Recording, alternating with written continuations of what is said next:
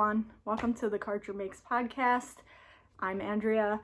This is my little corner of the world where I talk about all the things I like to make. I'm a serial crafter. I've never met a craft I didn't like. I really focus mostly on knitting. I've gotten into weaving lately. Still love crochet, still love spinning.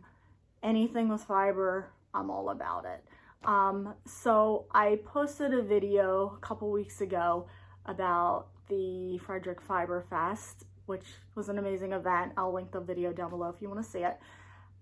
But I realized after the fact, I never introduced myself in that video. So let's just do that now. I'm Andrea, Karchermakes on Instagram, here on YouTube. And I live here in South Central PA with my boyfriend, my 2 dogs, they're 2 Yorkies. I'm hoping they stay quiet for this, but yeah, so that's who I am. And I just want to talk about the things I love to make and the things that I'm passionate about. And hopefully you enjoy that too. And you'll stick with me through this very first official podcast episode to talk about it. So just first things first, this morning we spent time at the Maryland Alpaca Festival. It's at the Howard County Fairgrounds in West Friendship, Maryland. And if you know Maryland Sheep and Wool, it's the same venue. Again, smaller because it's more alpaca focused than sheep, but really, really great event. Lots of nice vendors, lots of local farms, local alpaca farms, lots of alpacas. And I did take some video, and I'll insert that at the end here for you guys to take a look at. I love alpacas. They're just so cute, and you can just see like in their eyes, like they're so soulful, and I love them. So that's where we spent the morning. I did get a very tiny purchases just to, if we don't count Girl Scout cookies, which I don't, by the way, but yarny related things and yarny adjacent things. I only got 2 things. So the first thing is from Shield Maiden Fibers, and I believe they are a local Maryland company or small farm. And this is a little ornament. It's metal and it's a little alpaca. You guys, how cute is that? I mean, look at him. He's just adorable. And what I really like about them, so I got another ornament last year. It's a crab knitting and love it. But what I like is that, you know, it's definitely a family affair, and the kids are there, and the son was explaining to me how they make these on the CNC, and then they put the little yarn on it, and he took care of my purchase and made sure I was all taken care of there. But just so cute, and it's gonna make a nice addition to my tree this year, which I'm trying to have just like handmade things on. So there's that. That's cute. The next thing is, you know, my girl Melissa at Rising Tide Fiber Company. That's a mouthful. So I was chatting with her, and I want to say it's Imagine Landscapes is doing a mystery knit-along. You know, I love a mystery knit-along. More on that in a minute. But mystery knit-along, but it's like a little gnome that you make, and it's each clue comes out in sections. And she dyed up a kit for it, so I had to get this. I mean, I'm not super into gnomes, but I'm super into this idea of having handmade stuff for my trees, so there's that. And this is called, the colorway is Snow Matter What. Snow Matter What. And it's, you know, some nice bright colors, super festive. Love it. So we're gonna do the knit along. I need to still look up the details and when it starts and all of that stuff, but I'm gonna be doing that for December. Not that I need another thing to work on. More on that in a second. So let's talk about finished objects, which I have, I'm gonna call it 3. Not really though. So the first thing is these socks that I made. These were for the October challenge for the Downseller Studios pigskin party this year. Each month there's like a different challenge, and this month's challenge was to use a pattern from Paper Daisy Creations, also known as Lisa Ross. She has so many good patterns to pick from. It was so hard to choose, but I knew I wanted to do this, use the self-striping yarn from Fiber Nymph Dye Works. And so I picked the Tootsie Roll pattern. It's a free pattern, by the way. Love that she has a free option.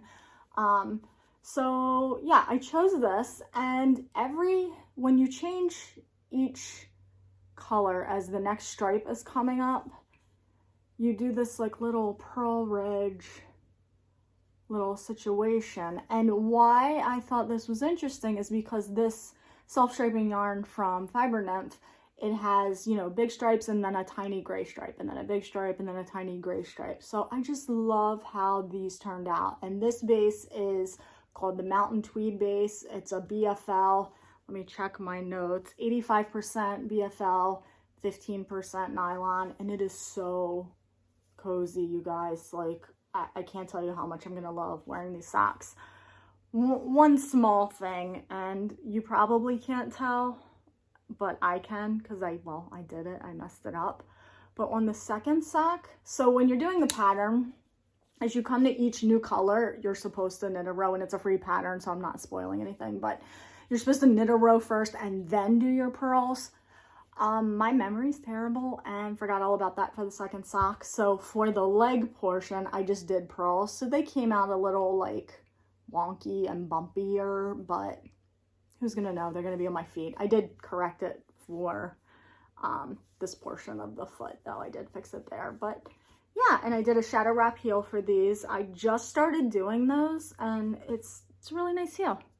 I like doing it, memorizable. I like the fit a little better than a Fish Lips Kiss heel. It fits my foot a little better, but super easy, very similar pattern, slightly different, but yeah. So these are my finished objects, a pair of socks, because you know what I need? Another pair of socks in my life, but these are gonna be amazing. Love them. So next up, and I'm calling these sort of a finished object because by themselves they're finished objects, but the goal is to make the entire set of 12, and right now I just have 2. So it's a kit from Marionated Yarns, and the pattern's by Stacy Lewis. The little booklet comes with 12 different ones, and what's fun is if you go to her website and Ravelry, she's got a ton of other versions as well. So although this kit came for 12, there's a ton more. Like, I can just do like a lot of these. And the yarn is, again, Marionated Yarns, sparkly goodness, amazingness. So the balls don't have names, they just have numbers, and I'm going in order of the pattern book. So I finished 2 so far. This is day 1, which is this little, hopefully you can see it. It's just a little pearl and stockinette rib situation happening, which is so cool. I think that's gonna look lovely. And again, super sparkly. They're gonna look great on the tree. And then day 2 was a little color work version with this nice little zigzaggy pattern on it. So I love these so much. I can't wait to put up my tree. I may actually do that today. I don't know. It might happen. I need a place to put these because they're so nice. And so the one thing with the kit is that it doesn't come with the actual Christmas ball inserts. Just it would be too much with like shipping and stuff for the dyer of the yarn and then the pattern maker. So pick those up, and the box that I got, I misread it. It came with 24 instead of 12. So I got plenty. There's going to be lots of handmade ornaments this year, but they're really pretty. I like them. Next up, let's talk about whips. And I'm not gonna sit here and show you guys like my 11 billion whips. I'm just gonna show you the ones that I'm currently kind of focused on and go from there. So first up, again, talked about this in the prior video, but the log cabin quilt that I have in my head, where each square will be a different dyer's yarn. So I actually started on that this week. I took a week-long vacation from work, like personal time. Took a craftcation all week, no pressure. I just made stuff, worked on stuff, cleaned. It's a great week. But anyway, so I started my log cabin squares and I'm so happy with how these turned out. So the first one is all yarns from Passion Knits Yarns. They are a Maryland small business, which, you know, I love supporting my local small businesses.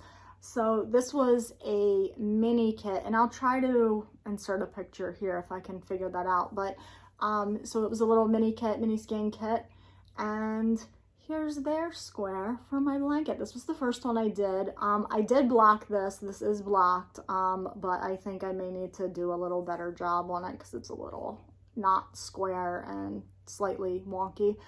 But what I figured out though, making this one, my first one, is that the number of repeats that I like is 7, and a lot of the mini kits only come with 5 or 6 mini skeins. So I had to use one twice. It's fine. I love it. I love the red. I think it really sets it off. But yeah, so this was the first one. Again, Passion Knits Yarns, and the pattern that I'm using. So if you go on the Ravelry or Google this, there's so many different versions. I picked the version from Very Pink Knits only because she had a video and I learned from watching and doing, and that helps me. So that's the one I picked, but you could pick any number of patterns to learn how to do this. And it's very simple. You start with the center square here, and then you just work your way out, adding these little strips. And I could keep going if I want. I'm not sure I'm gonna put a border on these yet, to be determined, we'll see. But yeah, so that's the first one. This is, again, Passion Knits Yarns. The second one is Cesium Yarns, and this was a little mini kit they had. And look, this kind of reminds me of a gingerbread house, these colors, like, which is perfect because I love gingerbread. But yeah, so there's that one. So all total, this entire square only uses 18 grams of yarn. The most it uses is this big strip here and the center square, and even that's like 2 to 3 grams, like tiny amounts of yarn. So if you have a lot of scraps, this is a great way, even the teeny tiniest little scraps, because some of these are just like 2 grams each. So the teeniest little bit of yarn you have, this is a great project to kind of use those up. But yeah, squares, yay. Just one other thing, I could have probably held this double and got a DK weight and used a bigger needle. I'm using US 2s. I didn't think about that until I was done the second square, and I'm not going back. So it's gonna be fingering weight US 2s until it's done. And then maybe the next one will be that. All right, what do we wanna talk about next? How about socks? Because, you know, there's always a sock project on the go. This lives in my Baltimore Orioles bag. Congratulations to the Texas Rangers, I guess, for knocking us out and taking our spot. But go O's. I made this bag probably 10 years ago. I followed a YouTube tutorial that probably doesn't exist anymore, but I'm also not a great sewer. But yeah, it's just a little drawstring bag. Go O's. So this is also for the Downseller Studio podcast pigskin party. This month the challenge is nature themed, so you could pick a nature themed pattern, nature themed yarn. As long as it's nature themed, it counts. And of course I'm doing socks again, but this yarn is called Getting Crabby from Fiber Nymph Dye Works. I really like her self-striping yarn. It's my favorite. So I actually picked this up at Needles Up Maryland in 2019. So pre-vid, all of that. Lisa's great. She's very nice. But yeah, so just doing a vanilla sock, and I do my socks magic loop. These are US 1s. Depending on the pattern, I do sometimes go up to a US 1.5, and I don't know the millimeters, don't quote me on that. But yeah, so I'm just doing a vanilla sock here, nothing super fancy, let the yarn shine, and of course they're Maryland themed crabby colors. Fun fact, crabs are blue when they come out and they're red when you cook them. So if you see a red crab, he's cooked. But yeah, love how they're turning out. And then my little stitch marker is a Pigskin Party stitch marker. I don't know if you can see that. From Twin Mountain Handcrafts. She has like really nice little customizable stitch markers. So that's fun. That's fun for that. So what do we want to talk about next? Let's talk about the elephant in the room, the WestKnits Make-Along. You guys, I was so excited to start on this, and I'm not getting into like what happened with Clue 1. Everybody knows. If you don't know, Google it, YouTube it. Like, it was a whole thing. I did choose to go with the new official Clue 1. Went down that path. I did add some little eyelets here before I knew and before I saw Clue 2, which kind of ended up working out because I did them on color 1 and color 3. And then, you know, Clue 2 came out and it's all these eyelets on color 1 and color 3. And then here's where I'm at. So I'm almost at the end of the first side of Clue 3. And I love how these slip stitches look.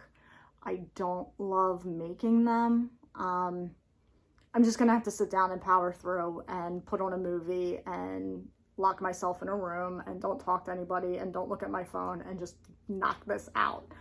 But I really do love how it looks. And again, here's another Twin Mountain Handcrafts stitch marker. And I ordered these custom for Pigskin Party 23, and I knew I wanted to do a Ravens themed shawl for the Make-Along, so of course I had to get the purple little helmets and footballs. So there's that. And this is living in another bag that I made, and like I said, I'm not a good sewer. It's something I wish I was better at. My mom used to sew a lot, but I made this Ravens bag. And I'm such a terrible sewer that I didn't realize how big this was. This is like this is bigger than a grocery bag, which will be good because when you shop in Baltimore County, Maryland, they no longer provide you with plastic bags. You know, yay, saving the environment. I love it, but I often forget a bag. So this is going to end up being really good for that. And of course, Ravens theme because, you know, Maryland.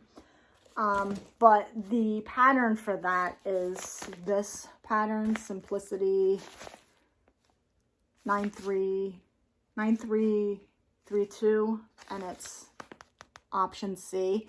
And what's interesting is nowhere on here does it give the dimensions of the finished bag, so that's how I ended up with a grocery size knitting bag. I do want to maybe make this one, it looks maybe smaller. I think that would be fun, and some coordinating fabrics, but we'll see. We'll see if I have time. But yeah, that's the pattern for that bag if you're interested. And it does have pockets on the inside, which is great. So let me just chat real quick about what I'm wearing, since again, today was Alpaca Festival day. I had to wear an Alpaca Festival an alpaca sweater. I'll insert like a video of me actually showing it off a little better and just voice over it. But this is the Eldfell pullover, and it's from Bridget Pupillo. Hopefully I'm saying that correctly. Bridget. Lovely pattern, Bridget. I love it. It's great. So it's from this book from Knit Picks, and Knit Picks is running their big sale right now. So if you go look, this may actually be on sale, this booklet, and the yarn that I made with this. This is Wonder Fluff yarn. It's 70% baby alpaca, and then it also has merino and nylon in it. So it's really nice. I don't love how the collar turned out. So this sweater was a couple firsts for me. My first time doing a circular yoke sweater, and also the first time doing like the folded hemmed, the folded over collar, and then it gets crocheted. I think I did that too tight because now it's like doing this sort of turtleneck thing, and I tried to block it and it just didn't block out. I think I did it way too tight, but in any case, it's still pretty, it's still cozy. This yarn is really nice, and again, check, they probably will have it on sale with the big Knit Pick sale that's going on. But yeah, it's super nice, super cozy. A lot of people complimented it at the Alpaca Festival this morning.